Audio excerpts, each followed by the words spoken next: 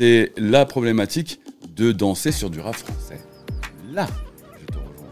Parce que le rap français, impossible. Il y a des artistes qui ont 20 ans, qui explosent tout en ce moment et qui te disent c'est qui Ayam. Et là, tu fais. Ouais, c'est ça. On me dit souvent dans la rue, ah bah, franchement, merci tout ce que tu as fait et tout. Merci pour tout ce que tu as fait. J'ai pas fini, les gars. Je suis pas encore fini.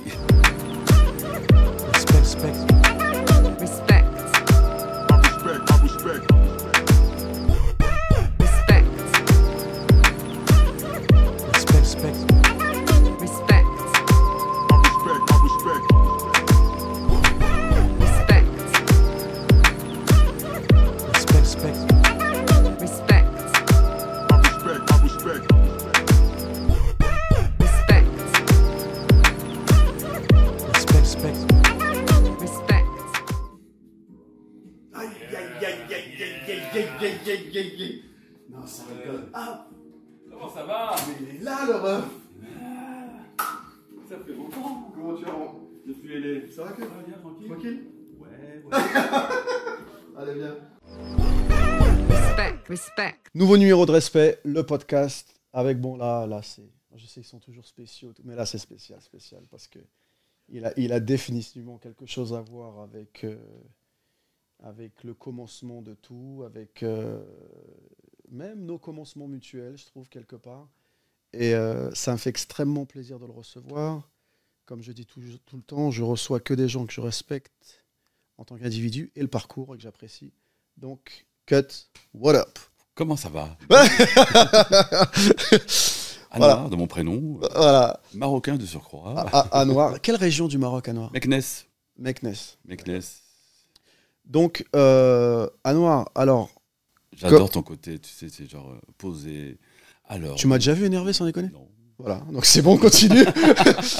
non, tranquille, on se parle comme on se parle d'habitude. Anwar, alors le propre de ce podcast, c'est pas la promo, c'est pas Cut Killer, je te dis franchement, je crois que tout le monde sait qui t'es, on connaît ton parcours. Par contre, Anwar, moi ça m'intéresse. Ouais. Anwar, ça m'intéresse parce que bon, je connais un peu. Parle-moi un peu de toi, Anwar, au début. Comment tu découvres la musique, comment tu passes au DJing et dans tout ça le rôle de tes parents. Et moi j'aurais un truc à dire sur ça qui me tient à cœur. Vas-y. C'est marrant parce que j'ai fait une masterclass il n'y a pas longtemps, tu sais, et je mettais de la musique en même temps. Et j'avais commencé avec un Farid El Atrache et on a commencé forcément à dire, en tout cas moi, conter mon histoire. C'est drôle. Parce que tu commences, tu es né au Maroc, mon père arrive en 67 en France et forcément, lui, il est usine Peugeot-Renault, il est dans la sellerie et ma mère vient pour regroupement familial, mais ma mère voulait absolument que je sois né au Maroc, donc du coup, elle est retournée au Maroc et je suis né là-bas. Au bout de 3 mois, je suis arrivé en France. Mes 2 frères sont nés en France, au Mureau exactement. D'accord. Ah ouais? Oui. Vous avez habité au Mureau? Bah oui. Jusqu'à quel âge? J'ai l'âge de 8 ans, moi. Ah, je savais pas. Pour moi, Cut, c'est Strasbourg-Saint-Denis. Ouais, non, ah, d'accord. 78 avant. Ok. Mais c'est intéressant parce que j'ai une image de la banlieue où je n'ai pas connu en fait le désarroi de l'après, c'est-à-dire que majoritairement famille portugaise, 3 familles africaines, quelques 4-5 familles. Fin des années 80, ouais, c'est tout le monde pareil, c'est ça, ouais. C'est 70-80, on est dans un mode où effectivement moi la banlieue c'est l'après-midi du dimanche, c'est barbecue avec tout le monde, je fais ok, c'est ça que je me rappelle moi. Ouais. On part en 78 à Paris parce que mon père va travailler à son compte et devait aller travailler dans le sentier en fait. La particularité de la maison, c'est que comme ils bossent beaucoup, donc on n'entend pas trop. Donc chez nous, on entend de la musique, mais beaucoup orientale. Donc forcément, Kulthum, bien sûr. Elle adore ça. Mon père aussi, c'est les radios marocaines, forcément. On entend toujours ça. Et en background, j'ai une chose qui m'a marqué, où un jour, il y a une copine de ma mère qui arrive, parce qu'elle gardait des enfants. Et donc, du coup, elle est devant la télé et puis elle est en train de pleurer, mais genre, on dirait qu'il y a un membre de sa famille qui est mort, quoi. Genre, c'est une dinguerie. En fait, c'était la mort de Claude François. Et donc, j'ai fait, ah ouais, mais il fait partie de la famille ou pas? C'était comme ça. Ah ouais, carrément. T'as 6 ans et tout, Ok. tu comprends pas. Il est mort, Mskin, il est mort. Ok, donc on regarde forcément les émissions de télé Marité François Carpentier. Et donc on a cette culture effectivement musicale française, variété, effectivement. Les Champs-Élysées, tout ça. Ouais, c'est ça, Ouais. c'est un peu le cadre. Je découvre réellement la musique avec mon père qui, quand on arrive à Strasbourg-Saint-Denis, lui a acheté une chaîne hi-fi, tu sais, il va toujours au café et puis on se débrouille pour avoir des choses. Et il achète une chaîne hi-fi avec un pack de disques. Et là, je vois qu'effectivement, dans ce pack de disques, il y a du Mozart, du Claude François, forcément, du James Brown, Edith Piaf, il y avait, comment il s'appelle, Kulthum. Et donc, du coup, je me dis, ah ouais, cool. Et puis, il fallait pas toucher les disques, tu sais, les darons. Ah non, faut pas toucher les disques. Les rayés. Et donc, du coup, il les mettait comme ça et on écoutait de la musique. C'est comme ça que je découvre un peu cette musique-là, qui sort du cadre de ce que j'écoute d'habitude. Et tu grandis, tu te poses pas trop de questions, mais tu vas à l'école parce qu'il faut bien travailler à l'école. Tu as ce cadre-là familial où on te dit que l'école, c'est important. Donc, tu y vas. Et au fur et à mesure, ce qui se passe, c'est que quand tu grandis, bah, de manière autonome, tu essaies de comprendre un peu la vie. Et au-delà des devoirs, bon, tu sais que quand tu demandes à tes parents de t'aider, ils ne t'aident pas forcément, mais tu es autodidacte, donc tu te débrouilles. Et vient cette ère du Walkman et des cassettes. Ouais. Et à ce moment-là, moi, je suis en plein Genesis. C'est la pop des années 80. On est sur Madonna, Michael Jackson. Et je suis au taquet, moi. Moi, je voulais devenir batteur, mais demande à mon père d'acheter une batterie, c'est mort. Donc, du coup, dans le cursus musical, tu vas à l'école et t'écoutes en fait les musiques que t'aimes. Quand tu retournes au bled en vacances, parce que tu retournes au bled en vacances tous les étés, et tous les étés, tu es en mode avec ton cousin tout le temps. On était basé à Meknes, mais là, on va à Kinitra, parce que c'est là où il y a la plage. D'accord. Et là où il y a la plage, il y a le concept de mon cousin qui m'emmène toujours dans le magasin de cassettes, tu sais, où il y a, tu sais, à l'ancienne, où tu vas acheter les cassettes qui sont... il n'y a pas de Fnac, il n'y a pas de magasin à proprement dit, c'est que des copies. Mais bon, c'est les magasins officiels. Donc du coup, tu prends, et j'ai en tête Michael Jackson, l'album que je tourne en boucle of the wall. Et il se trouve que son pote, il est DJ. Et moi, je suis encore jeune, tu vois, mais il m'emmène... T'as quel âge là, à ce moment-là? Là, à ce moment-là, j'ai dans les 13 ans, 12-13 ans. Et on est dans un cadre où il m'emmène partout. Comme mon cousin, il aime bien traîner à droite à gauche, il m'emmène. Donc moi, c'est ma première découverte de DJ, c'est que je vois en fait dans une boîte de nuit à Kinitra qu'il y a un mec qui passe des disques, tout. Bon, jusqu'à là. Pas plus impressionné que ça? Non, je trouve ça intéressant. Ouais. Je comprends pas c'est quoi, comment il fait. J'ai vu des vinyles, mais je me dis, ah, c'est cool. Il arrive à faire danser les gens avec. De là, tu grandis, parce que je vais aller vite, parce que sinon on en a pour 4 heures, je t'explique. Et de là, bah, tu découvres en fait qu'il y a des courants musicaux qui t'intéressent plus que d'autres, notamment avec Les Enfants du Rock, qui passaient sur Antenne 2 à l'époque, ou cette émission qui passait plus de documentaires, d'aspect social aussi par rapport à la musique. Donc tu découvres l'univers de James Brown, de Rolling Stones. Et puis un jour, tu te rends compte qu'il y a du rap. Et du rap. Tu te rends compte avec quoi, avec qui? Je me rends compte avec cette émission, en fait. D'accord. Dans ce cadre-là, je sais que ça existe. On entend toujours Sugar Ray Gang qui vient dans un coin. J'ai encore le Chagrin d'amour qui ressemble à ça. Donc, du coup, on se met dans un mode où on se dit, ouais, ça ressemble à ça. Mais c'est pas encore acté. Alors, ce qui est intéressant, c'est qu'il y a ce mouvement qui arrive et qui va défrayer la chronique aux États-Unis. Donc, on comprend que c'est les ghettos là-bas et qu'il y a un caractère social de révolutionnaire. Et là, même si l'aspect premier à la base, c'est la teuf. Hein. L'aspect premier de ce mouvement hip-hop qui est engendré en 73, qui a commencé un petit peu avant, mais en 73, c'est vraiment les premières block parties. C'est ça, block party, ouais, c'est ça. C'était pour sortir du ghetto. Il faut savoir qu'à cette époque-là, aux États-Unis, le cadre non, mais on va même remonter un peu plus loin. Le cadre des États-Unis, c'est que Manhattan, à New York, dans les années 1870, 80, tout ça, au-dessus de Chinatown, c'était que la banlieue. C'est plus New York. C'est plus New York. On est sur une espèce de province. Bronx, Uptown, c'est fini. Et ça n'existe pas, en fait, mais ça commence à se construire. Et au fur et à mesure, ça se construit. Et puis quand ça se construit, une communauté de riches new-yorkais vont s'installer dans le nord de Harlem. Donc c'est pour ça qu'on a des maisons avec des accueils pour les chevaux. On est dans un cadre où il n'y a pas un ghetto encore qui s'installe. Ça s'installe au fur et à mesure du temps où, après la ségrégation et surtout le mouvement racial qui a été complètement annihilé, en tout cas à New York, et ben, des familles noires américaines s'installent là. Et au fur et à mesure du temps, ça s'estompe et ça devient une espèce de quartier mal fréquenté. Et la drogue arrive dans les années 40, 50. On est dans un cadre où c'est le ghetto. Et ce qui se passe en 73, c'est qu'il y a des gamins qui se disent « Nous, on veut sortir de ça. » Et à ce moment-là, qu'est-ce qu'on fait? On se fait des petites soirées et Cool Herc emmène son cadre. On reprend le principe de platine où on n'a pas de sample, on n'a rien qui détermine en fait une direction, sauf que Cool Herc, lui, reprend les breaks de batterie de chaque morceau. Et en double, il fait des breaks de batterie et tout le monde kiffe danser sur ce cadre-là. Et à ce moment-là, un MC arrive, il est plus là pour faire de l'entertainment et il oblige à faire penser aux gens que dehors c'est la galère, mais on va penser à autre chose.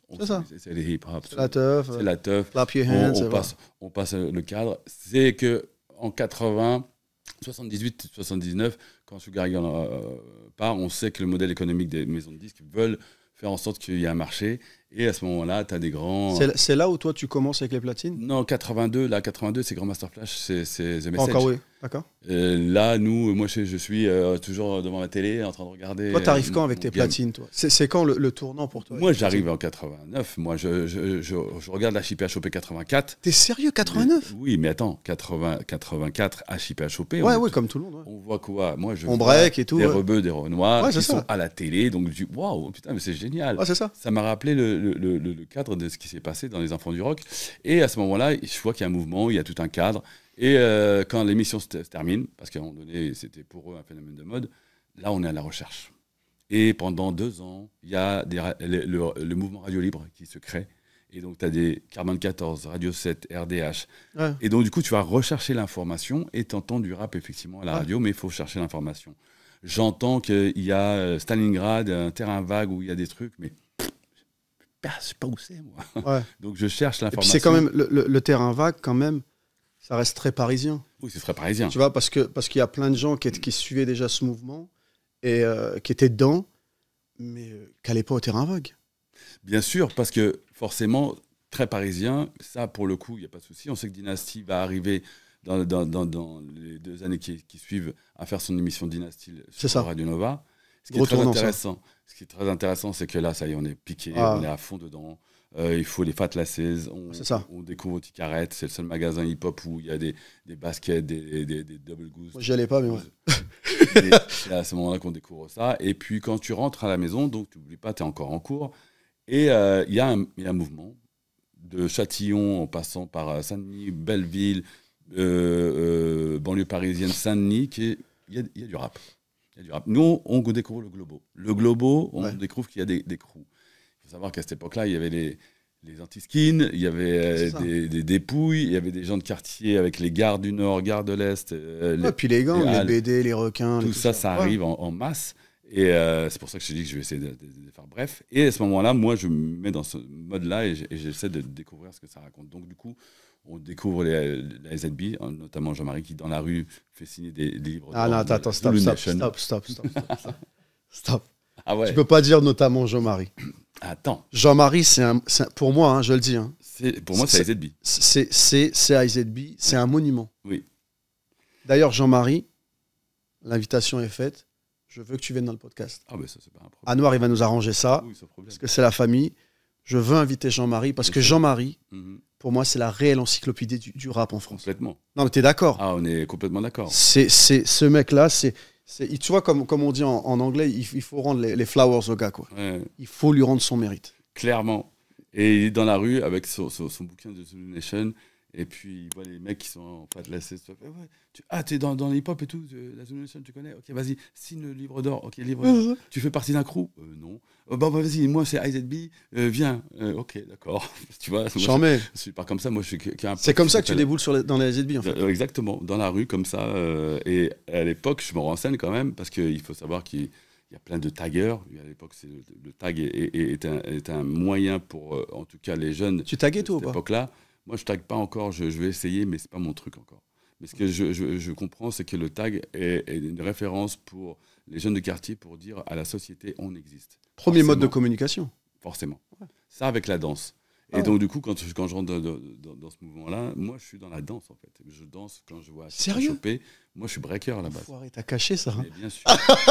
J'ai commencé en danse. Ah c'est gratuit. C'est pas vrai. Bien sûr. On va à la poste. Et tu me diras. Moi aussi, avec HP à choper, on mettait les cartons dehors et puis on breakait. Quoi. Bien sûr. Ouais, c'est ça. On essaie de comprendre comment ça fonctionne. On va dans avant le rap, avant, ouais. Et mais c'est vrai que c'est réellement le Globo, où quand on y va en équipe, que je vois Dynasty au platine. Alors je l'entends à la radio, mais je ne l'ai jamais vu en vrai. Quand je le vois en vrai, là j'arrête de danser. Je comprends qu'effectivement, il y a un mec qui me rappelle le DJ. C'est là où les filles se touchent, quoi. C'est là où tu te dis. Je me dis pas que je vais devenir DJ, mais je trouve ça super intéressant. Ce qui était très intéressant aussi à cette époque-là, c'est que on côtoie énormément de gens. Beaucoup de gens se retrouvent en fait dans ce cadre chez Roger Boîte Funk, parce que c'est une soirée à l'initiative de Jacques Massadian qui lui veut faire une soirée un peu de brancher. Ouais. Donc mélanger les gens de quartier avec. On est en quelle année là? On est 86-87. C'est ça. Et à ce moment-là, forcément, les branchés, ils arrivent. Mais bon, à un moment donné, les gens de quartier, quand ils voient ça, des fois, ça part un peu en couille. Mais on part du principe que la musique prime là-dessus. Et moi, je reste bloqué, en fait. T'as toujours pas de platine, 87? Toujours pas de platine. C'est-à-dire qu'à ce moment-là, moi, je fais mes études et je me retrouve dans un cadre où je me dis, c'est charmé et tout. Mais bon, j'ai qu'un disque, c'est Run DMC Streaky que j'avais acheté avec mon pote Adil pour danser, mais pas plus, pas moins. D'accord. Dans le principe, je pars de là, quoi. Et quand je vois Dynasty performer, moi, je regarde et je fais c'est bien, c'est bien. Et c'est que, en fait, je vais au Tikaret à cette époque-là et je vois King Jaid, le grand King Jaid à l'époque, qui revient du DMC et qui ramène la cassette vidéo du championnat. Et là, on voit Cash Money qui gagne le championnat. Et je fais waouh, il est fort, ce DJ. Là, c'est Cash Money, ouais. On va le faire venir. C'est un DJ de Philadelphie qui a gagné le championnat du monde, qui est arrivé en fait avec une technique que les autres n'avaient pas. Donc, du coup, forcément. Il était inimitable, c'était le DJ de. Il révolutionne un peu le truc. Hein. Et 88, quand il gagne le championnat. Et en plus de ça, quand je suis chez Tikaret, il dit ouais, il va bientôt venir au Globo. Voilà, dinguerie, vas-y. Et le jour où il arrive au Globo, qu'est-ce qui se passe? Moi, je le vois et je fais waouh, ok, c'est ça que je veux faire. T'es comme c'est Cash Money en fait. C'est là qui me. Là, je suis mort dans le film. Là, c'est ça. 88. 88. Un an après, tu prends tes platines.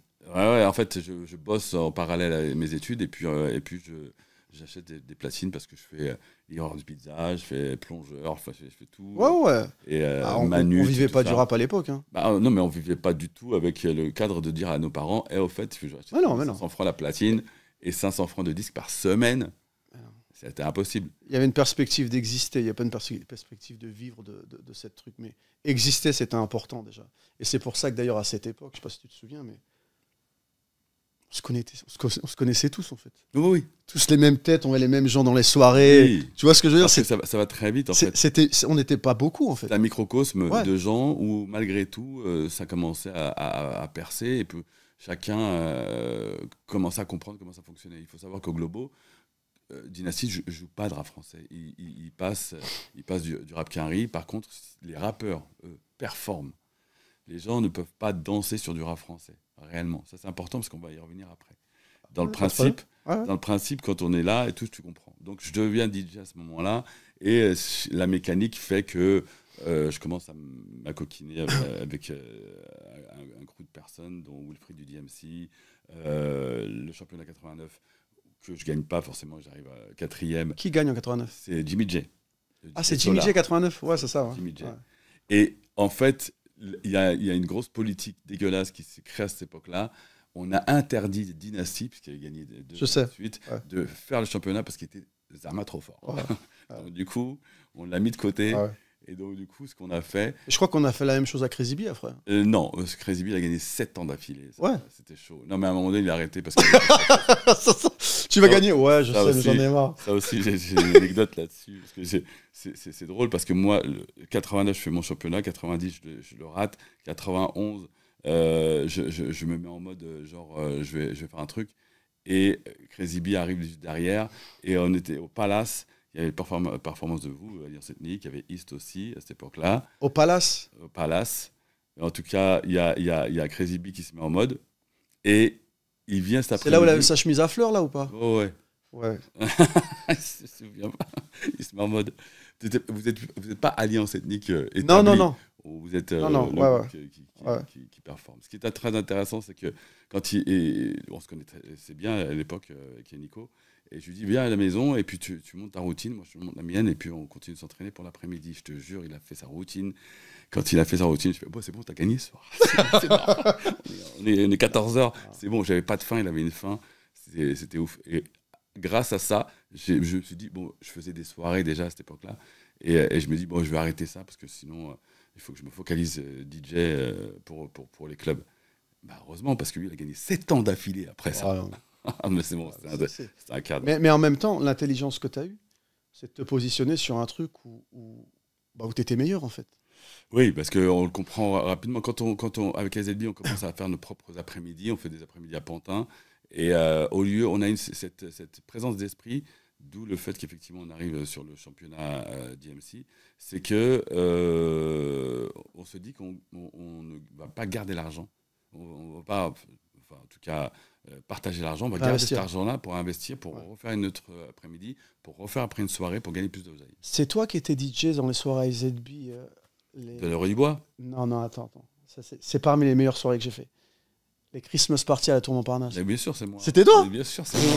Quand tu parles. Classique. On avait établi un mot d'ordre grâce à Valou à l'époque, qui était la seule meuf blonde, genre française, qui pouvait avoir des endroits comme l'Orée du Bois et la Tour Montparnasse. Et on devait faire des soirées classe, hip-hop, mais on ne pouvait pas dire hip-hop, donc on faisait des soirées genre hip-hop, New Jack, et on imposait les gens à venir saper, parce qu'on s'était dit que s'ils venaient saper, toutes les soirées c'était en embrouille. Au moins, comme ça, tu ne vas pas niquer ton costard. Alors, c'était abusé. C'était des Tu sais, en fait, c'était ces soirées où tu avais un peu l'ambiance...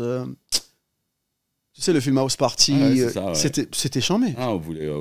C'était magnifique. On voulait réaliser quelque chose qui s'était pas fait. Vous l'avez fait. Vous savez, un modèle économique qui était important. Donc, du coup, c'est comme ça que réellement je commence. Là, quand tu es en 89, donc tu fais tes trucs, tu décides d'être DJ, ça intervient où parce que tu finis dans un groupe qui s'appelle Original MC. C'est quelle année, ça? Non, ça, c'est après, c'est 91, ça. Ouais, donc on est proche, d'accord. On est proche, ouais. Mais tout va très vite, en fait, parce que nous, techniquement...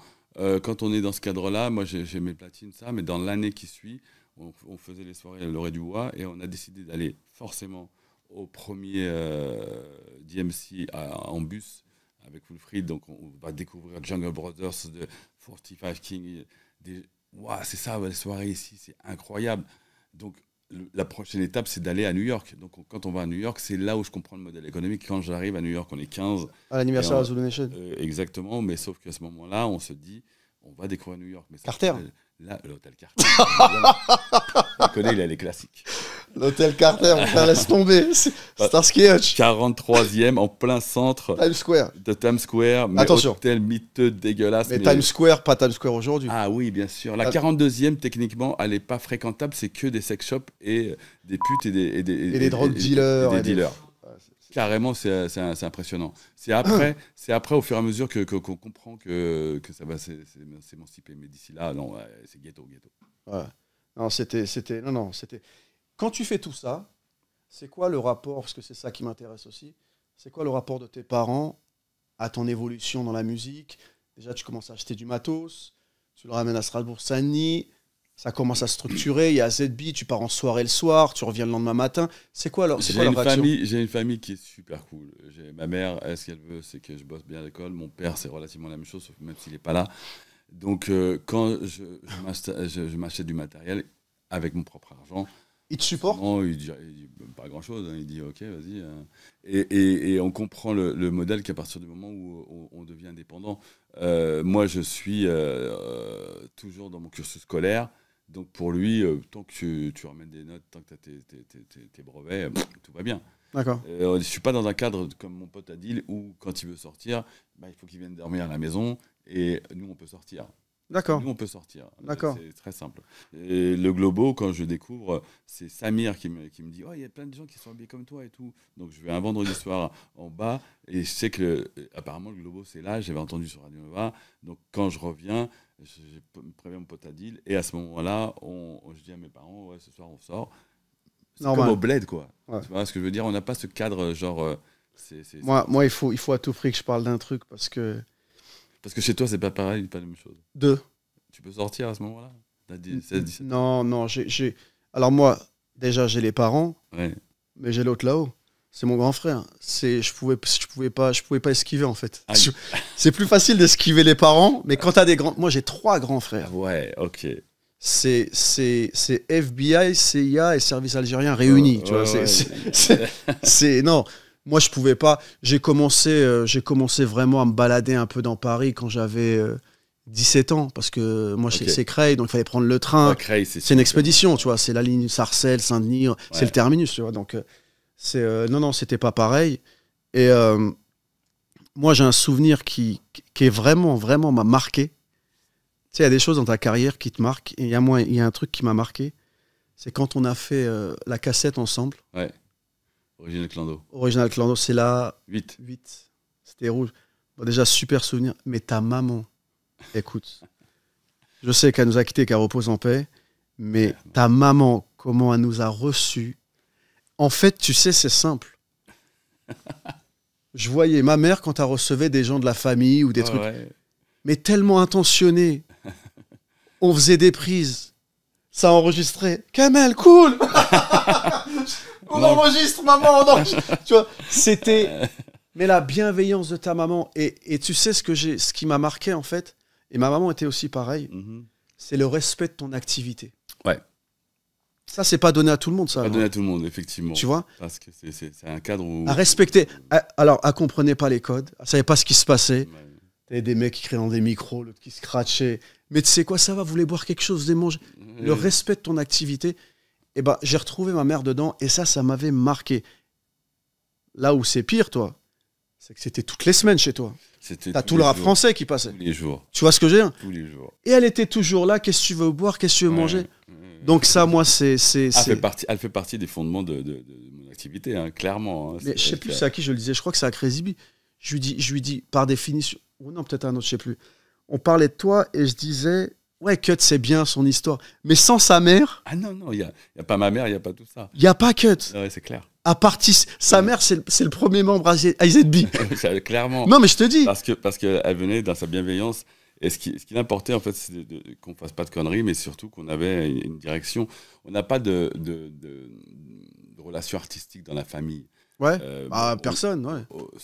Au bled, j'ai des oncles qui ont des potes qui sont musiciens pour les mariages. Ouais, c'est au bled. Ouais, mais il y a un rapport de musicien, donc tu comprends les codes. Mais nous, on ne l'a pas dans la famille. Donc du coup, je suis le seul musicien. Mon père, à un moment donné, quand il voit que ça fonctionne, il m'appelle l'artiste. Alors l'artiste... Ton père, il est un peu plus distant. Il est plus distant parce qu'il bosse. Et puis, ouais, c'est ça, c'est ça. Réellement, je pense que c'est le jour où on a fait une soirée au Rex Club. Et j'ai dit à mon père et à ma mère de venir débuter. T'es pas sérieux? Pourquoi? Parce que, en fait, sous l'égide associative de IZB, Incredible sous le B-Boy, on avait fait une association qui s'appelait Intégration des zones banlieusardes. Et à ce moment-là, on a commencé à créer des soirées thématiques sous l'égide de la mairie de Paris. Et c'est Jacques Lang qui nous donne l'aval pour faire des soirées au Rex Club. Et qui va venir ce soir-là.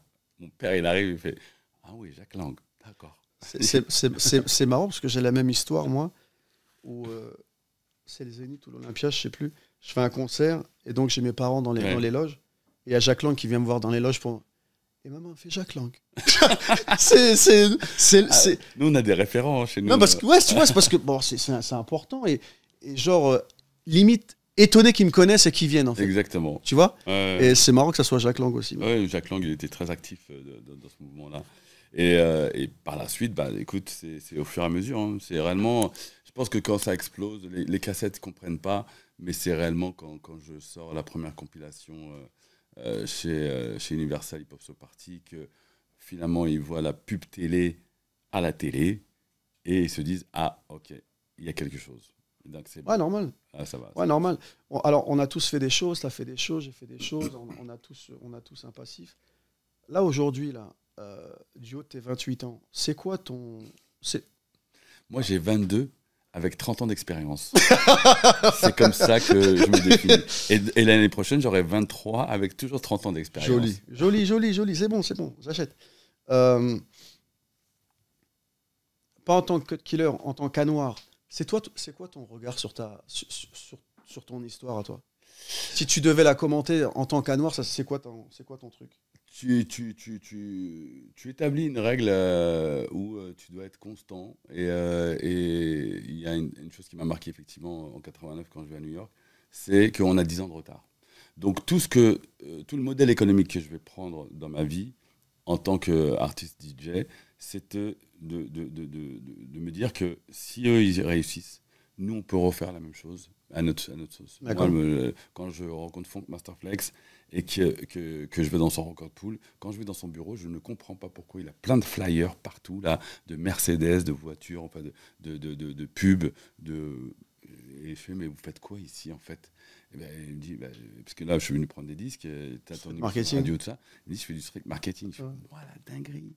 Donc toi, tu es DJ, tu fais ça. Donc je comprends qu'effectivement, je parle là-dessus. Là, c'est l'émergence de Samir. Ouais, exactement. Au fur et à mesure des années, entre entreprendre, créer un label, créer 2 labels, voir une boîte d'édition, et on voit l'émergence de la nouvelle technologie, dont Internet, et arriver à un stade où entre 89 et 2006, moi je le situe à peu près là, où on arrive à une saturation de quelque chose. Et à ce moment-là, moi, 2006, j'arrête mes activités avec les boîtes parce que je ne me concentre pas assez sur moi. Bien sûr, je tourne partout, bien sûr, je suis partout, mais j'ai beaucoup donné aux autres. Tu as des regrets sur ta carrière, toi? Non. Mais je t'explique où j'en suis, où j'en étais à un moment.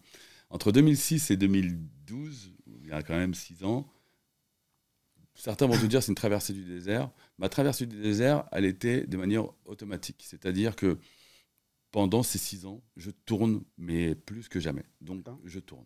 Mais je tourne sans avoir d'objectif, mis à part l'argent, mis à part des directions. Il n'y a plus de compilation possible à faire en maison de disques. Artistiquement, le rap s'est développé et la direction que ça prend, moins intéressante parce que nous, dans mon label, j'essaie de choisir des artistes qui ont du verbe et notamment 113 ou Fab parce que c'est ça qui m'intéresse et c'est ce que ça raconte, pas l'entertainment. 2000, on arrive sur un entertainment. 2010, là, on est sur...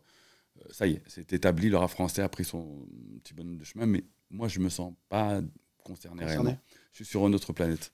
Donc, il y a 6 ans où je me dis, qu'est-ce qu'on fait, putain, c'est bien, mais bon, il n'y a pas plus. Par contre, je peux faire DJ apparemment jusqu'à la fin de ma vie, ça va pas poser de problème. D'accord. Mais je peux être aussi dans un déclin où c'est moins intéressant. Ce qui se passe, c'est que je fais d'autres choses. Je côtoie énormément de gens. Je suis dans un cadre où je me dis, j'ai fait 2-3 films, musique de film, parce que ça m'intéresse. Donc je me faufile là-dedans et puis je commence à produire, à recomposer une direction de vie.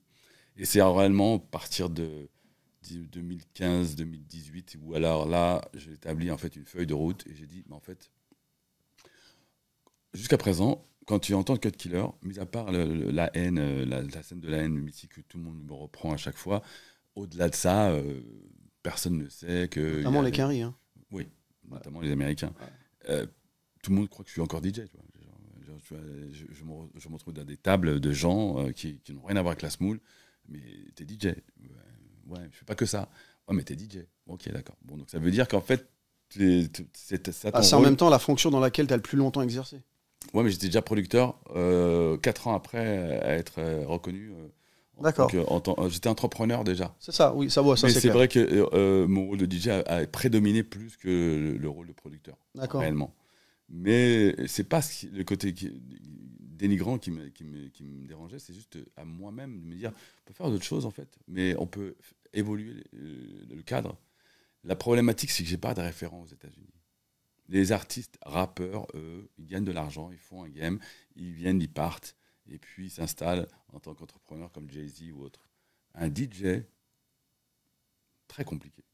Jazzy Jeff, Grandmaster Flash, il était. Flex, c'est le seul qui a fait un peu. Flex, il est DJ, il a fait Radio. son record pool, radio, Ouais. mais il est resté stagné, et encore aujourd'hui en 2023, à être DJ radio. Hot 97, ouais. En 97 toujours. Et je ne dénigre pas ça, c'est juste que je me disais.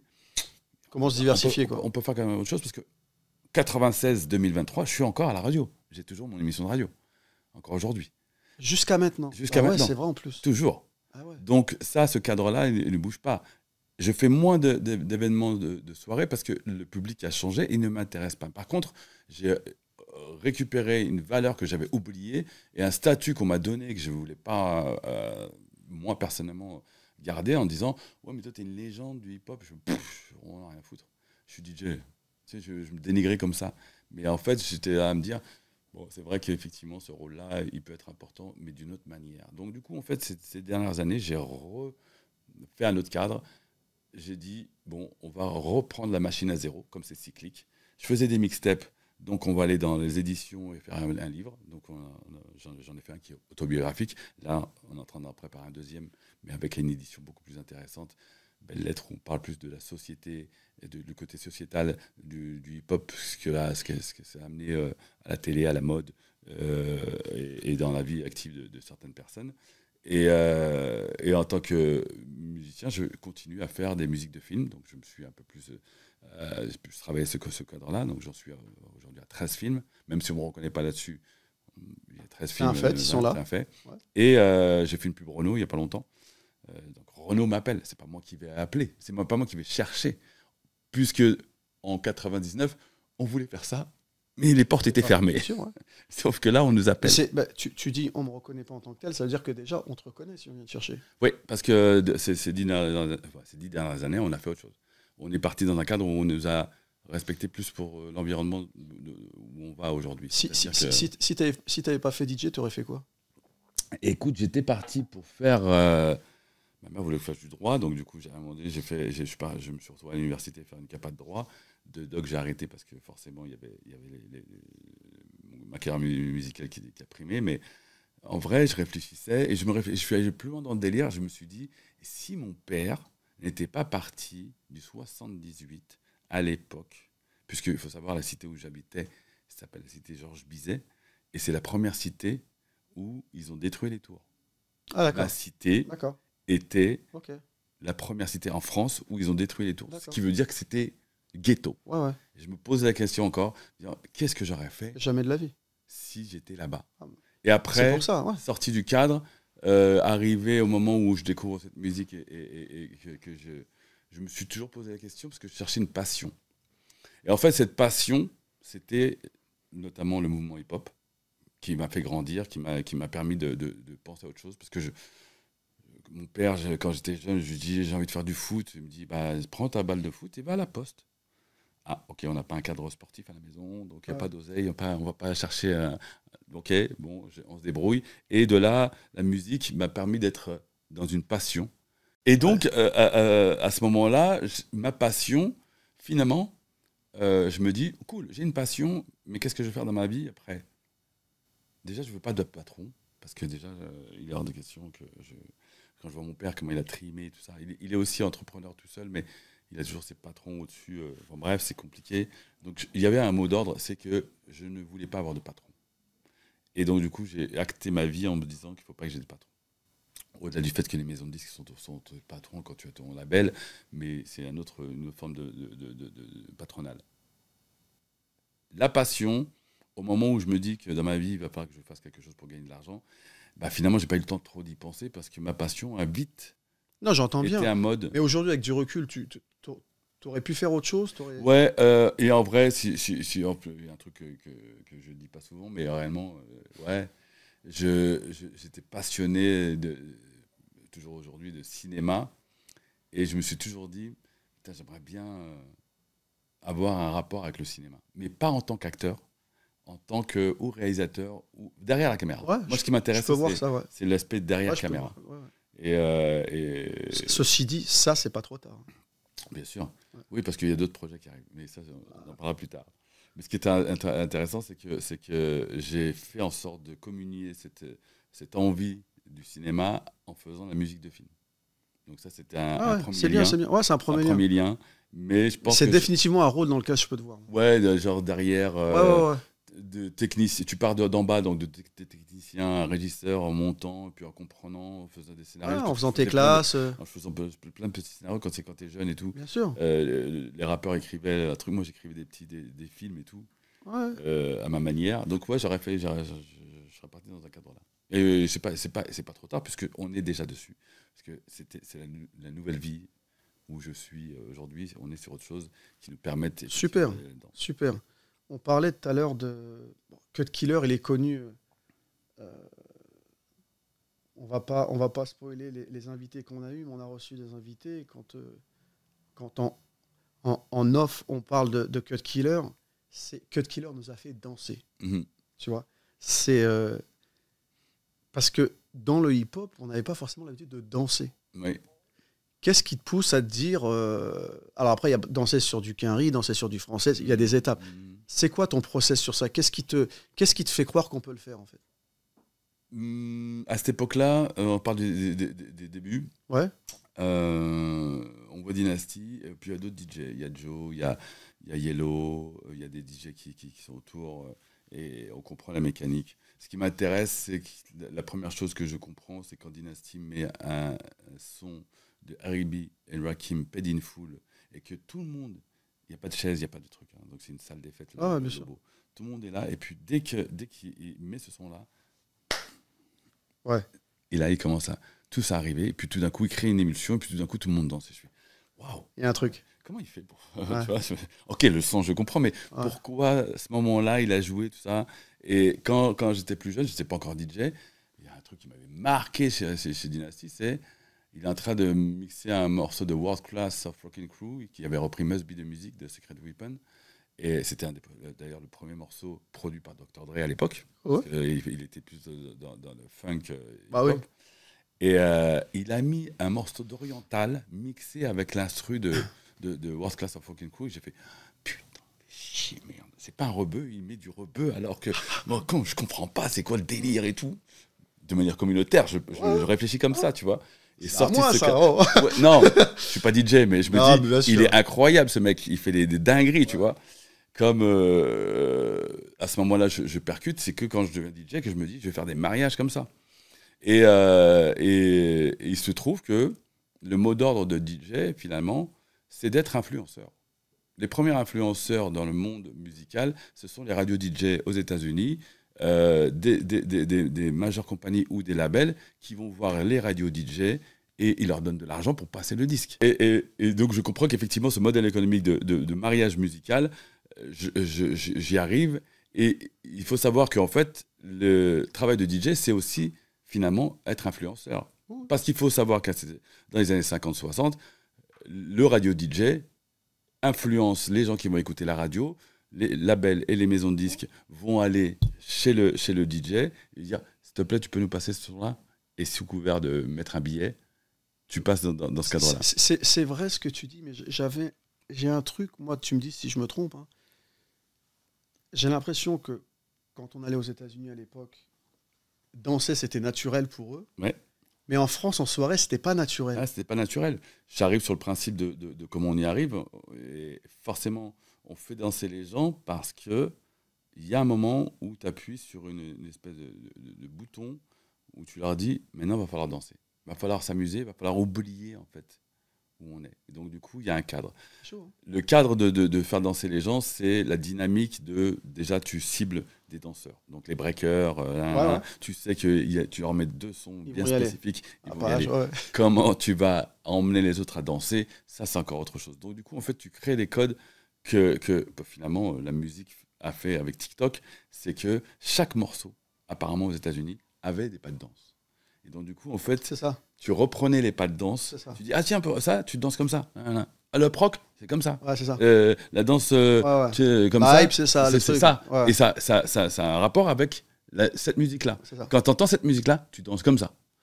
Et en fait, TikTok n'a rien inventé. Hein. Ils Non, ont non, juste enchaîné Ouais. le principe de, Tout à fait. pour faire danser les gens, Ouais. il faut leur montrer comment danser. Ouais. Quand chacun a ses codes, la country, tu danses comme ça, le jazz, tu danses comme Ouais. ça, le hip-hop, tu danses comme ça. Donc du coup, en fait, ça se recoupe parce que non, on n'a rien inventé finalement. Non. On voit qu'effectivement, les bandes dans les années 40-50, ils jouaient et les gens dansaient. Et en France, c'est la valse parce que c'est beaucoup moins fatigant, mais en même temps, ils avaient le rock et il y avait un Je trouve cadre. que ça a quand même ça n'a pas été facile de faire danser les gens. Je trouve. C'est pas facile, mais parce qu'il y a beaucoup de violence, beaucoup de problématiques dans ce genre de soirées. Quand tu vois des meufs qui commencent à danser un peu, ça partait vite en couille parce que les mecs, ils étaient là en se disant vas-y, il y a moyen de faire quelque chose. Et en fait, non, pas du tout. Rappelle-toi, nous, quand on était, enfin, en tout cas pour moi, quand j'étais jeune, j'avais 11-12 ans, nos premières soirées, c'est les booms. Ah oui, je me rappelle. Et les booms, tu Ouais, danses. l'après-midi. Voilà. Et ça, ils pouvaient rien faire. On attendait le moment le plus délicat, c'est le slow. Ouais. Et le slow, c'est ce moment où tu vas serrer Ouais, une mais meuf. slow bras tendu. Chacun danse le slow comme il veut. Au départ, tu fais ça, et après, quand tu as une meuf qui te dit non, mais prends-moi comme ça, tu fais ouais, ok. Mais on dansait. Ouais. Et au C'est fur et à vrai, mesure, c'est au fur et à mesure, si tu veux, c'est dans les soirées hip-hop où c'est relativement compliqué parce qu'il y a une danse, donc il y a l'histoire de battle aussi. il y a l'histoire de Des battle, filles, de trucs, des tu filles, vois. tout ça. Il y a beaucoup de gens qui viennent, qui sont spectateurs. Mais c'est vrai que ça a été relativement compliqué. Mais finalement, on s'en sort pas trop mal. Hein. C'est la problématique de danser sur du rap français. Là, je te rejoins. Parce que le rap français, impossible. Pour moi, T'as essayé pourtant. quand tu allais voir les prémices d'IAM ou les prémices de NTM, en concert, tu peux danser si tu veux. Mais par contre, en soirée, moi, je me faisais lancer des canettes. T'es sérieux? Je me rappelle, très bien. Tous les timides sans complexe, les New Generation, tout ça là, c'est mort. En soirée, c'est hip-hop. Le premier morceau, pour moi, le premier morceau qui va révolutionner le mix entre la France et les États-Unis, c'est Respect de Alliance Ethnique. Ah, d'accord, ok. Je me rappelle de ce morceau où, au-delà du fait qu'on se connaissait, au-delà du fait que c'est le premier morceau techniquement. J'étais au Trocadéro, j'ai fait une soirée au Trocadéro, je crois. Et à ce moment-là, je tente ce morceau. Waouh!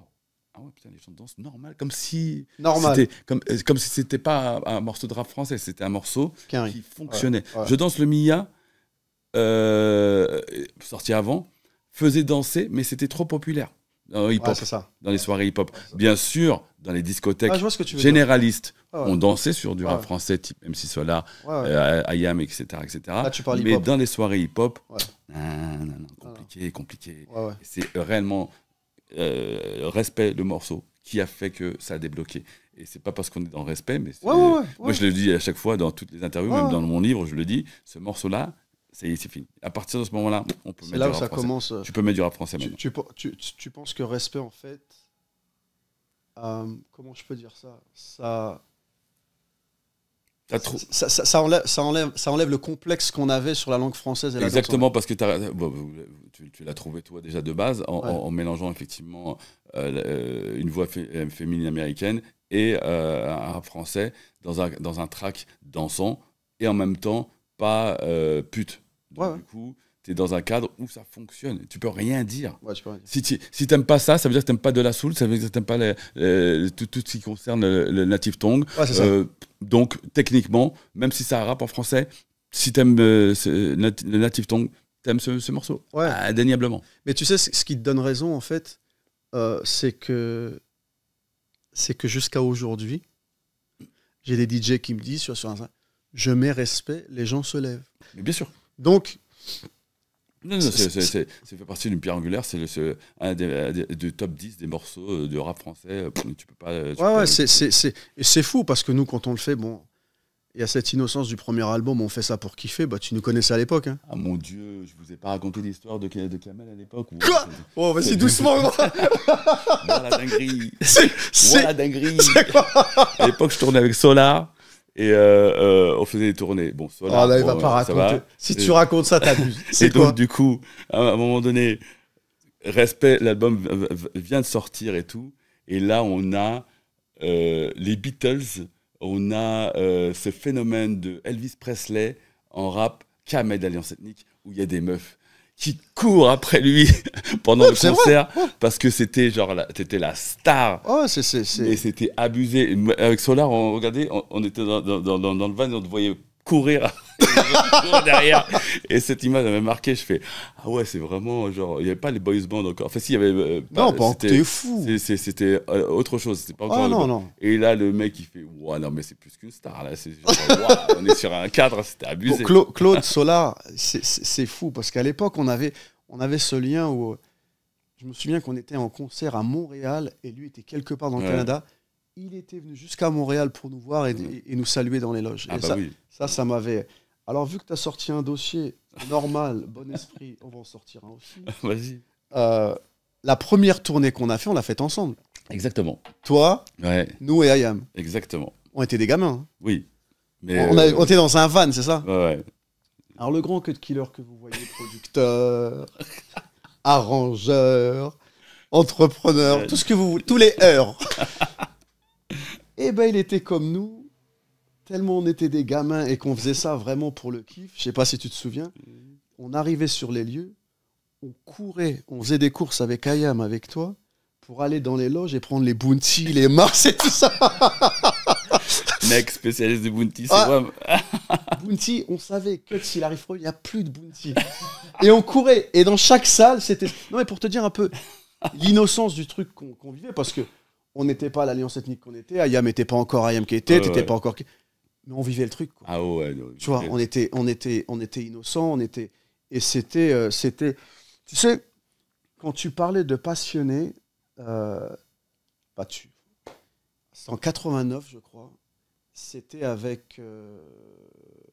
il y a un concert de Rakim, Kool G-Rap et Mensource à Amsterdam. Ouais.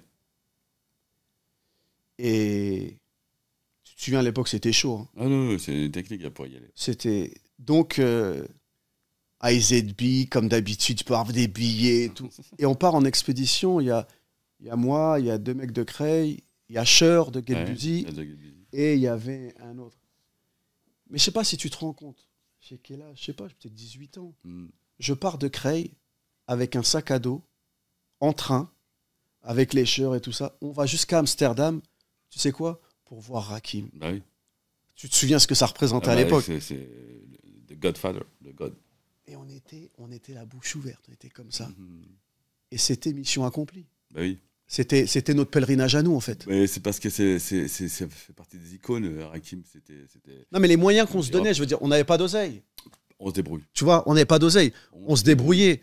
On avait fraudé la moitié des trains, on se débrouillait. La scène mythique de la haine 95, quand il rate le dernier train pour tourner en banlieue, c'était notre quotidien. Et qu'est-ce qu'on fait? Parfois, on prend les rails. Parfois, on allait pour aller des soirées en banlieue parisienne. Et pour la seule route qu'on connaissait, puisqu'il fallait des plans, on n'avait pas de GPS. Il fallait avoir un plan, donc du coup, le plus rapide, c'est quoi? On prend les rails. Et donc, du coup, on allait en banlieue avec les trains des rails. Et donc, Amsterdam, c'est une mission, mais on y va. Mais quelle mission? Mais c'est magnifique. J'en parlais avec Cher il n'y a pas longtemps sur Instagram. C'est un super souvenir, en tout cas. Et tu vois, les missions qu'on a eues, la passion qu'on avait quand on faisait tout ça, c'est quoi, toi, aujourd'hui, ton regard sur la scène, j'aime pas dire hip-hop, rap aujourd'hui, sur l'artiste d'aujourd'hui? C'est quoi ton regard en tant que DJ, en tant que pionnier de ce truc-là, de ce game? C'est quoi? Mon regard personnel? Ouais. Moi, je trouve que ça va, ils ont bien réussi, non? Notre travail à nous, c'était d'exister. Qu'est-ce qui s'est passé? On avait un rap conscient, de rap conscient, parce qu'il n'y a pas que la France, ça, c'est partout dans le monde, de rap conscient jusqu'à 2000, on est sur un rap où on va, de manière politisée, on va faire de l'entertainment, parce que la génération change et que les mindsets changent. De 2000 à 2010, là, on a établi quelque chose où on vit de nous-mêmes, on n'a plus besoin de souffrir pour être artiste, on n'a plus besoin de quémander, on arrive à avoir un modèle économique. De 2010 à 2020, on a un modèle pour une jeune génération qui fait que les gens se retrouvent et écoutent du rap français, mais genre à fusion. Et que du rap français. Et Il y en a qui ont grandi qu'avec du rap français, ce qui n'était pas notre cas. Nous, on a grandi avec du rap américain. Tu vois, ce qui est un peu désobligeant, c'est de se dire que c'est qu'une jeune génération, malheureusement, n'ait pas les codes de se dire « Ok, ça a commencé là, on respecte ça, et donc si ça rappe, on respecte. » Non, c'est qui 90 c'est des artistes qui ont 20 ans, qui explosent tout en ce moment et qui te disent c'est qui I Am. Et là, tu fais. Ouais, c'est ça. Bon, ça, c'est un peu désobligeant. Mais au-delà de ça, tu as quand même d'autres. Ouais, on a raté quelque chose là. Ouais, la transmission ne s'est pas faite de manière automatique. Par contre, elle n'est pas perdue. Donc tout va bien parce que de manière cyclique. Ce qui est fait est fait. De manière cyclique, c'est ce qui se passe. Ce qui se passe aujourd'hui quand tu fais une émission, quand on fait des productions, des livres, c'est pour faire en sorte que si on a oublié cette transmission, c'est aussi un autre travail en fait de dire il y a ça qui se passe. Ouais. Et il y a quand même une jeune génération qui ont des valeurs d'écoute parce que leurs parents, leurs grands frères, leurs tantes, ou peu importe, leur ont fait écouter cette musique-là. Alors moi, sur la transmission, je pense que c'est vrai qu'on s'est un peu loupé.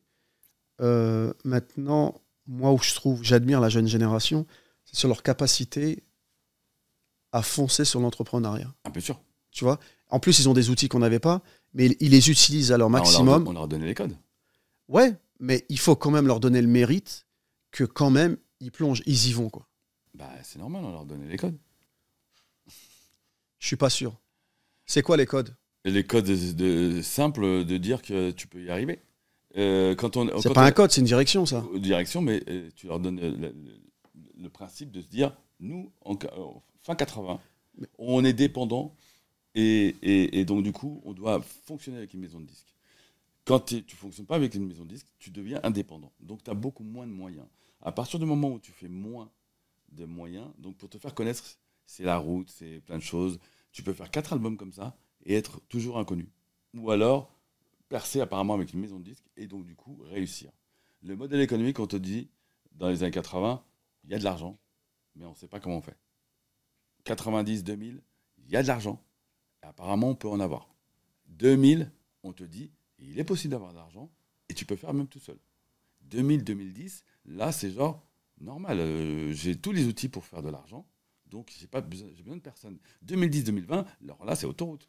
On est en distribution, de production, on n'a plus besoin de personne. L'étape dont je te parle, moi, c'est que, tu te souviens, quand on signait en maison de disque, il y avait ce qu'on appelle cette étape de développement d'artiste. Oui. Tu vois, c'est-à-dire qu'ils mettaient de l'argent, ils misaient sur toi pour développer l'artiste. Mm-hmm. D'accord. Il y a des artistes aujourd'hui, de la jeune génération. Ils se développent eux-mêmes. Bien sûr. Ils grandissent eux-mêmes. Bien sûr. Ils se diversifient eux-mêmes. Moi, je trouve ça fantastique. Parce qu'on leur a dit, entre 2000 et 2010, non, c'est pas possible. C'est pas possible. C'est trop. Je ne peux pas vous signer vous parce que vous êtes moins bien. Lui est comme ça. Rappelle-toi, le modèle de principe, c'est nous ne pouvons rien faire pour vous. Et puis quand les réseaux sociaux arrivent, apparemment, les maisons de disques commencent à dire, comme quand tu fais des concerts et tu fais complet alors que tu n'as pas signé d'album, ah ouais, ça nous intéresse parce que tu as fait ça. Et aujourd'hui, le modèle économique de maison de disques, c'est de 2010 à 2020, c'est combien de followers? Tu as fait un clip? Comment ça se passe? Est-ce que tu as fait quelque chose? Donc du coup, en fait, si tu n'as pas les outils pour ça, ça veut dire que tu ne peux pas y arriver. Et tu n'as même plus besoin de la maison de disques en vrai, parce que tu fais tout toi-même. Donc le code, c'est qu'on donne le principe de se dire, bien sûr c'est possible. La technologie a fait en sorte que c'est possible. Nous, il fallait qu'on aille en studio, à New York, studio de... Non, mais tout le système économique a changé. Bien sûr. De la production à la vente, au support lui-même. Il s'est dématérialisé en fait. On n'a plus de vinyle, on n'a plus de CD, on n'a plus rien. T'as pas d'enfant, hein? Si, une fille, 17 ans. 17 ans. Si demain ta fille elle te dit papa, je vais être DJ. Ma fille, elle sait comment faire DJ, elle chante, mais elle fait des études qui n'ont rien à voir. Elle fait du piano, elle fait du violon, mais tout ça, c'est par passion. Mais si elle te dit, non, c'est hypothétique, hein, Ouais. mais si elle te dit, tu sais quoi, papa, je sais pas, je veux faire un album, je veux être chanteuse, ou voilà. Ouais, mais alors là, je lui dis, écoute, grand bien te fasse, mais pour te donner les codes, il va falloir travailler. Et si moi, je te dis que c'est pas bien, c'est que c'est pas bien. Donc, du coup, je vais pas lui dire non. Par contre, il est hors de question qu'elle fasse de passe-temps à son métier. C'est pas possible. Il faut commencer. Ouais, toujours une transition, tu as toujours un passe-temps au début. Oui, c'est pour moi, comme le DJ, moi j'ai commencé passion en fait. On Ouais, n'avait tout pas le ce temps. modèle économique de dire, Mais non. ouais, bien sûr, on fait quelques soirées, 200 francs, 400 francs, 500 francs. Pour arriver à 500 francs, il faut faire beaucoup de bars et de soirées. Hein. Ouais. Et tu fais au fur et à mesure, en fait, un modèle. J'arrête mes études le jour où je sais que je suis dans une assise où de mon association, là, je vais passer à entreprise. Parce que sinon, je ne sais pas où je vais. Tant que je n'ai pas une assurance, ça va. Ouais. Je reste dans mon coin. Donc, tu n'es pas contre si elle veut être artiste, en fait. Si elle dit, voilà, j'arrête mes études, je veux être chanteuse. Ouais, mais elle sait comment. Je lui donne les codes. Elle le voit tout le temps. Je lui dis, regarde. Tu donnes les codes à tout le monde. Donne-nous les codes aussi. Ouais. Bien sûr. Mais je vis avec, je dors avec, je mange avec. Ah non, mais c'est clair. Forcément, si elle me dit ça, elle sait très bien qu'elle pourra. Déjà, elle ne pourra pas me le dire comme ça. Elle ne pourra pas me dire, oh, tiens, j'ai envie de devenir chanteuse. Je fais quoi? Non, mais déjà, avant de devenir chanteuse, est-ce que tu chantes? Ouais. Est-ce que tu chantes devant les gens? Est-ce que. Non. Bon, j'ai vu, hein. De temps en temps, elle chante, mais elle ne veut pas chanter devant tout le monde. Donc, du coup, déjà, le rapport, il est compliqué. Ouais. Mais ma fille, j'ai confiance en elle. Si elle a 22 ans, elle veut être chanteuse, c'est parce qu'entre 17 et 22, elle a fait une dinguerie. Ouais. Et, ouais. Non, c'est bien. Bon, donc je t'ai posé la question s'il y a un truc dont tu voulais pas qu'on parle. Tu m'as dit non, donc on va parler un peu de tout. Il y a des questions qui sont récurrentes dans ce podcast, et la suivante, elle en fait partie. C'est quoi ton rapport à la spiritualité et au divin? Il est très présent avec mes parents. J'ai une direction où il y a quelque chose, mais je ne peux pas le définir. Je ne suis pas dans la religion, parce que quand j'étais plus jeune, j'ai, de manière ésotérique, acheté des livres pour savoir la vie après la mort, d'essayer de comprendre ce que ça raconte. J'ai eu la chance de me dire et le réflexe de me dire qu'il fallait que je lise le Coran, la Bible, la Torah, les livres saints pour essayer de comprendre en fait ce que ça raconte. Très bien. Tu l'as fait? Oui, j'ai un respect monumental, mais je ne peux pas me mentir à moi-même non plus. Là où je suis, là aujourd'hui, là maintenant, je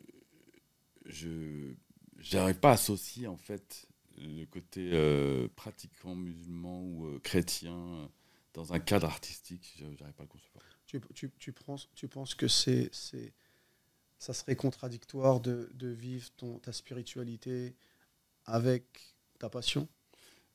Elle existe, parce que j'ai un profond respect, mais moi-même, vis-à-vis de ça... Donc tu n'as pas de croyance, tu respectes? Ouais, j'ai pas de croyance réellement.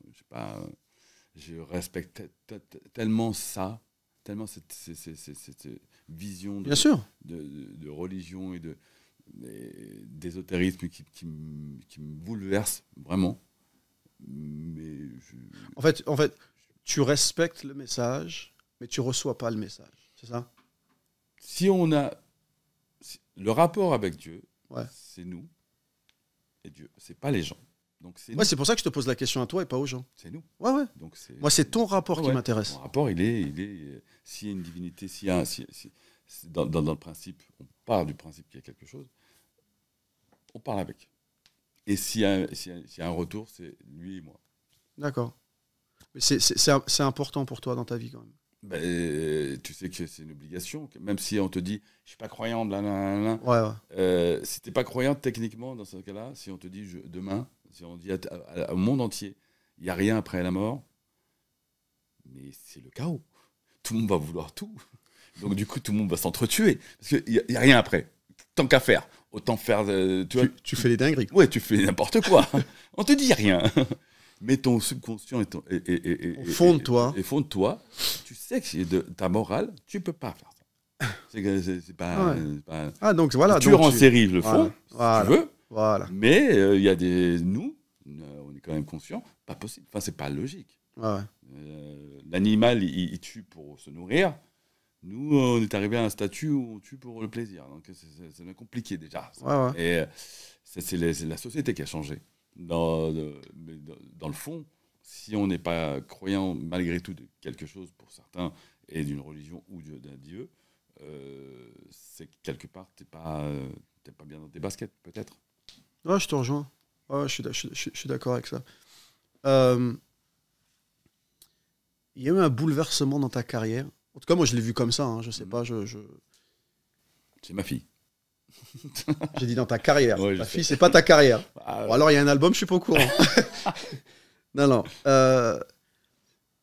C'est la disparition de East. oui, Olivier, oui, bien sûr. Ça a été un gros truc parce que c'était un vrai duo, toi et East, quoi. Ouais, tu sais, Harry Ben Rakim, C'est ça. DJ Fresh Prince, C'est ça, ouais. on est dans l'idée Mais je sais, bah oui. il y a un groupe et tout ça. Mais au-delà de ça, c'est juste qu'on partageait tellement de choses ensemble. Et, Le basket, tout, quoi. le basket, tout ça. Ouais. Et c'est marrant parce que enfin, c'est intéressant parce que par rapport à la question que tu as posée juste avant, j'ai une problématique là-dessus, c'est que East, déjà, juste pour dire, c'est un rappeur avec qui tu travaillais, hein, East qui était Olivier- franco-américain, je crois ça. Non, non, il est du Gabon. C'est ça, Bilingue, je veux dire. bilingue. Ouais, c'est ça. Et en même temps, il est tellement dans un cadre où, comme il comprend la langue anglaise, il C'est ça. est dans un mode où c'est fluide. Français, anglais, c'est C'est fluide. ça. Mais c'est le rapport à sa disparition qui devient un peu compliqué parce que je perds quelqu'un de proche, mais c'est pas quelqu'un de la famille, mais c'est pour moi quelqu'un de la famille. Bien sûr. Du coup, c'est très, très, très Ça a remis en question tes trucs, tu voulais faire, tout. Tu t'es pas. Non, Non j'ai un rapport avec la mort qui est autrement. Les gens s'en vont, malheureusement, et c'est la vie, le destin, et c'est là où la religion rentre en ligne de compte. Mais il faut avancer pour rendre, pour mettre sa mémoire pour moi, il est toujours vivant, en fait. Ouais, je comprends. Il est pas parti, il est toujours là. Il est pas physiquement, il est pas là, mais pour moi, il est là. Moi, des fois, je lui parle sur des moments où je fais des prods encore aujourd'hui, parce que dans mon raisonnement, les gens s'en vont, mais si tu les oublies, forcément, c'est bien compliqué. Mais le jour où il est parti, c'est une motivation. Il me parle, il me dit, t'as vu, je suis parti, donc il faut continuer, quoi. Donc du coup, tu continues, tu lâches pas l'affaire, tu fais tout pour lui, tu fais ton premier signature de label, le premier single que tu sors, c'est lui. Ouais. East Woo, j'annonce à Sony, je vais faire le maxi de mon pote East, et il me dit, mais oui, c'est le premier maxi que je sors. Ouais. Ah oui, j'ai bien compris qu'il était décédé, oui, j'ai bien compris, mais c'est comme ça. C'est comme ça. Ouais, c'est Ouais, bien, ce que moi, je veux j'ai dire. trouvé ça super, par contre. Et d'un principe, tous les projets que j'ai faits, il est toujours derrière, il y a toujours un respect de Rest in Peace. C'est pas sur la première semaine ou les 10 ans, et tout le temps. D'ailleurs, je suis très énervé parce qu'à l'époque, on avait fait 2 morceaux. Il était venu à rue d'Anjou, là-bas, à la porte à Marcel Samba, où on bossait. Et j'ai plus les morceaux. Mais on m'en parle pas, c'est une tenace. C'est J'ai une grosse perte Ouais. d'Olivier parce que chaque fois qu'on enregistrait, il me dit mais c'est bon, efface. Non, efface. Ah ouais. C'est bon. Non, peut-être Guts les a, mais c'était des super morceaux, je me souviens très bien. Mais d'accord. Donc parle-nous un peu de ton premier groupe, Original MC. Gros big up à Fabrice. Ouais, Fabrice, mais le premier groupe, en fait, c'est Angelo qui m'appelle. Et moi, je n'étais pas en mode groupe, hein. J'étais avec Timide Sans Complexe, j'étais avec Exact. plusieurs groupes. J'étais DJ pour plusieurs groupes. Et Timide Sans Complexe, que j'avais quand même un rapport plus important. Ça a créé une discorde d'ailleurs par la suite parce qu'il n'a pas compris pourquoi je faisais partie d'Original MC alors que je faisais partie de Timide Sans Complexe. Avant, c'était important ce genre de détails. Ouais, ce genre de détails était très important. Mais au-delà de ça, moi, j'étais DJ pour tout le monde. Mais c'est ça. Bah ouais. C'est ça. Et East, on commençait à faire nos trucs en plus. Ce qui est intéressant, c'est que il m'appelle et il me dit ouais, il y a un Polydor, un groupe, il cherche un DJ. Ouais, mais de l'oseille. Ah ouais. Bon, ok, vas-y. Ouais. C'est une vérité. Et Angelo m'emmène au studio Sun à l'époque. Et c'est là que je découvre en fait Fabrice, Adams, Sofiane, et il m'explique. Ouais, alors nous on a ça, non. Sofiane, grand spécialiste de l'ASR en sonic. Bien sûr, parce qu'après Sofiane sera et restera mon ami encore aujourd'hui. Et donc du coup, ok, vous voulez DJ, ok, vas-y, pas de problème, je fais. C'est combien le contrat? Ok, c'est ça, d'accord. Ok, bon bah voilà. Après, il faut faire une tournée. C'est combien? Moi, je pars par là-dessus. Et c'est pas des grands rappeurs, mais Fabrice, il a quand même un petit truc. C'est un petit blanc. Fabrice, il a un truc. Mais il envoie. Ouais, c'est ça. Il est passionné, tout ça. Ouais. Donc, hip-hop jusqu'au bout. De là, je me dis, ouais, vas-y, c'est bon. Franchement, ça va. Adams et lui, ils sont un bon duo. Sofiane est taquine. Donc, on commence à trouver une direction. Là où ça devient compliqué, c'est effectivement la maison de disques derrière, et surtout le producteur, Jean-Jacques Huette, qui nous dit il nous faut un premier single, et on va prendre un slow. Il faut faire un slow. Ah oui, ça j'avais oublié. Et il y avait le Tu rimes avec ton cœur. Ouais, j'avais oublié ça. C'est un truc de maison de disques. Mais moi, je suis pas. Vous allez sortir ça? Mais parle-nous quand même. Moi, j'en parle librement avec Fabrice. La pochette. Tout va mal. Tout va mal dans ce truc-là. Tout va mal. Le 21e siècle, tout va mal. La pochette a été. Non. On a un sponsor, ouais, c'est une marque de fringues. Ok, on s'habille en jogging. Ok, si vous voulez. Ça marchait il y a 10 ans, mais là, bon, bref. Alors... Non, mais pour dire honnêtement, c'était une commande et je l'ai faite. Les gens ont considéré que c'était mon premier disque, ce qui est techniquement vrai, puisque vraiment le rapport que j'ai avec la musique, c'est IAM. Je suis depuis le premier album avec eux, je fais tous les studios avec eux. On mange le couscous à la maison avec eux. Parce que Aïcha habite à 200 mètres. C'est ça, surtout, c'est ça, ouais. Et puis derrière, après, moi, je vais à Marseille, je fais un truc. Et mon rapport à maison de disque avec Original C, c'est juste une commande. Et après, ça devient effectivement un groupe. Mais j'avais jamais pris ça, comme le premier groupe, parce que je savais que ça n'allait pas perdurer. Au moment où Jean-Jacques Huette veut Tu rimes avec mon cœur, là, j'ai dans mon collimateur les Little. On ressent le son. Tu rimes avec mon cœur. C'est pas pareil. Little, tu vois le délire. C'est ça que je veux faire. Ouais. Et on a ça. Ouais. Mais bon, après, je dénigre pas, tu vois bien. Mais la vraie histoire, c'est que c'était une commande. J'ai des questions récurrentes, et celle-ci, c'est la deuxième. Donne-moi 2 anecdotes, une personnelle et l'autre professionnelle, où tu as vraiment senti qu'on t'a manqué de respect en termes d'individu, quoi. Un manqué de respect? Ouais. La dinguerie, là, si tu me sors. Bah ouais. Manqué de respect, ouais. Le manque de respect, de toute façon, dans le personnel, c'est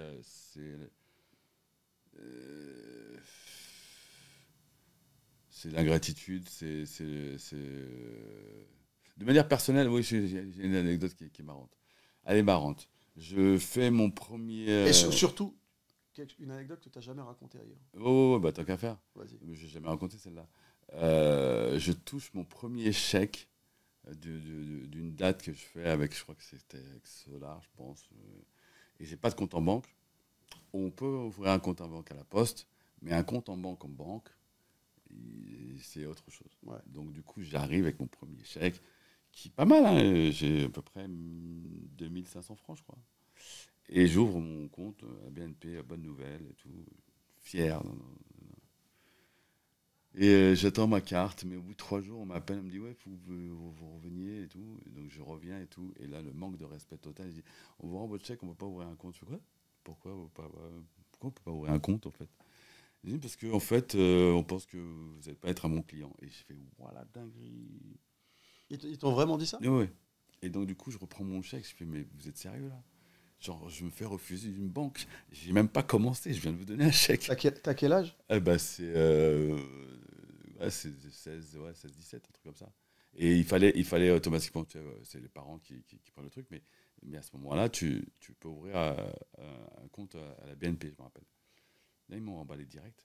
Je suis revenu 2 ans après, en ouvrant un compte au Crédit Lyonnais, et je voulais voir le mec, et je lui ai sorti mon relevé comme ça, et j'ai fait... Je suis rentré dans le bureau, je m'en battais les couilles, je suis rentré dans le bureau, il était en rendez-vous, et la prochaine fois, quand vous refusez quelqu'un, il faut savoir pourquoi vous refusez. Il y avait on n'oublie pas. 200 000 francs, je crois. Ouais, on n'oublie pas. Juste regarde, Ouais, salut, merci, au revoir. On n'oublie Il a pas. dû dire, putain, c'est quoi, il a fait de l'argent de la drogue ou quoi? Et Professionnel, ouais. voilà, dinguerie, professionnelle, je pense que quand tu es au top, dans une maison de disques, on te respecte. Quand tu es en déclin parce que tes projets ne sont pas dans l'air du temps et que ça t'intéresse moins, et que tu es bloqué avec un contrat, Ouais. et que tu fais plusieurs projets que tu leur fais écouter et qui te disent non, ben, à un moment donné, tu rencontres le mec à qui t'as signé au départ et qui était au taquet, puisqu'on l'a fait gagner des millions grave. de francs à l'époque, et après on est passé en euros carrément. Et que le mec, il te dise, de toute façon, je fais ce que je veux. Et j'ai dit, bah, juste rends le contrat. Il fait, mais non, j'ai pas envie de rendre le contrat, parce qu'il voulait me bloquer, en fait. Ah ouais. Et là, j'ai fait, putain de fils de pute. Et à ce moment-là, c'est un grand manque de respect. Et surtout, que cette personne-là, à un moment donné, c'est parti un peu en flèche, parce que sur une soirée, il voulait revenir romain. Et moi, j'étais là. Un mec de maison de disque. Ouais. Et que je retrouve un an après, au VIP Saint-Tropez. J'ai Puff Daddy avec moi parce que je mixais à ce moment-là et que le mec il m'avait dit à cette fameuse soirée, de toute façon t'es has-been, c'est mort. Donc ça veut dire que ton contrat, je fais ce que je veux. Et que je le vois danser comme ça et qu'il arrive pour me dire bonjour, je fais sérieux lui? Ouais, mais manque de respect. je trouve que les gens dans les maisons de disques, alors pas tous, hein, parce qu'il y en a eu des extraordinaires, mais beaucoup n'ont pas de figure en fait. Oh ouais, mais après je peux comprendre le modèle économique, tout ça. L'individu passe avant l'économique. Ouais. Bah après c'est un parti pris. Pour moi c'est. Je ne pas comprendre effectivement. Oui, tu es plus dans la tendance. Ok, super, bah, vas-y, bah, on passe à autre chose. Non. Juste parce que manque de respect, genre non, je fais ce que je veux. What? Ah ouais, ok, d'accord. Okay. Ouais. Non, je comprends parce qu'à un moment donné, tu sais, moi j'avais toujours cette hantise de me dire il faut que je parte avant qu'on me tège. Ouais. Tu vois ce que je veux dire? Ouais, c'est normal ça. Non, parce que ils ont une façon de te tèche qui est vraiment irrespectueuse. Oui, irrespectueuse, oui, bien sûr. Tu vois? Ouais, ça. Donc j'ai préféré la faire comme ça en fait. Oui, mais t'as bien fait. Tu vois? Tu nous as manqué, mais t'as bien fait. Ouais, mais tu sais, je vais te dire un truc à Noir. C'est gentil ce que tu dis, mais quoi qu'on dise, et j'en parlais avec Crazy B, quoi qu'on dise, nos plus belles années, c'est les années dont on parlait là quand on n'était rien en fait. Oui. Tu vois ce que je veux dire? Il y avait un game de fou. Il y avait un game de fou, il n'y avait pas d'oseille, il n'y avait rien, et on a vécu des trucs de malade. Bah, bien sûr. Tu vois?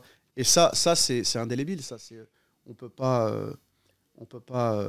je crois que tu as fait beaucoup de choses par la suite avec Crazy B aussi. Oui, parce que de WH label, après on a fait eux ils ont fait Burning Nam Nam, j'ai fait l'album HHG Crew.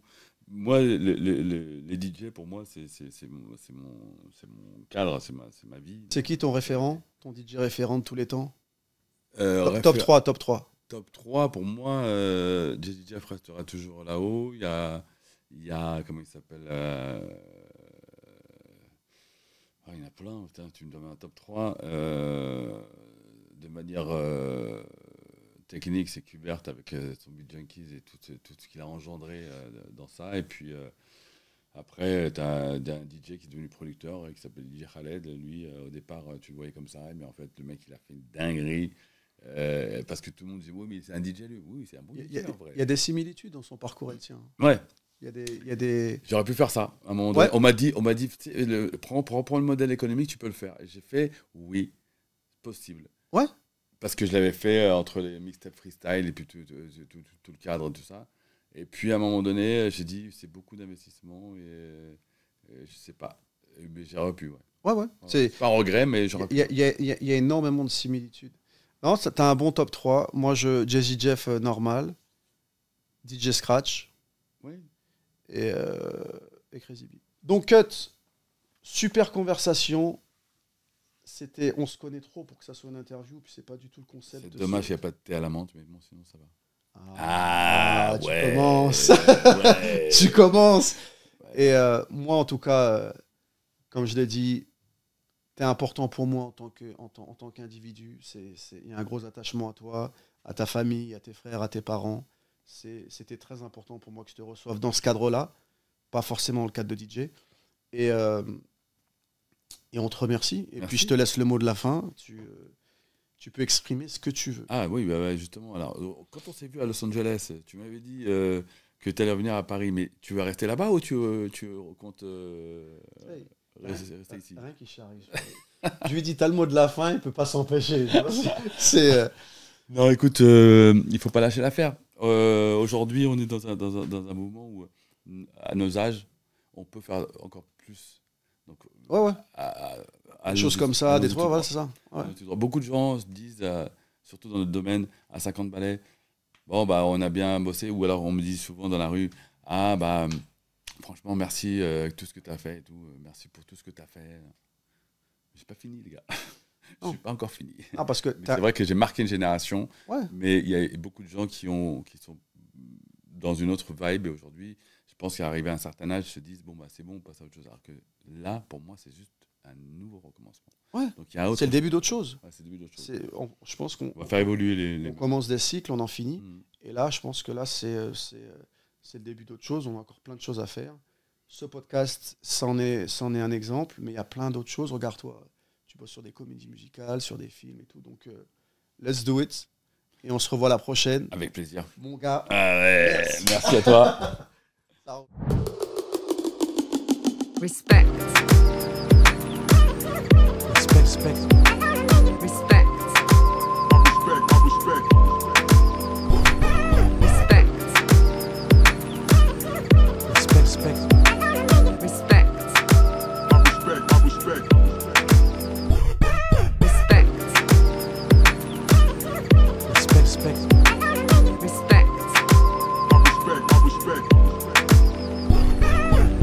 Respect. Respect. Respect.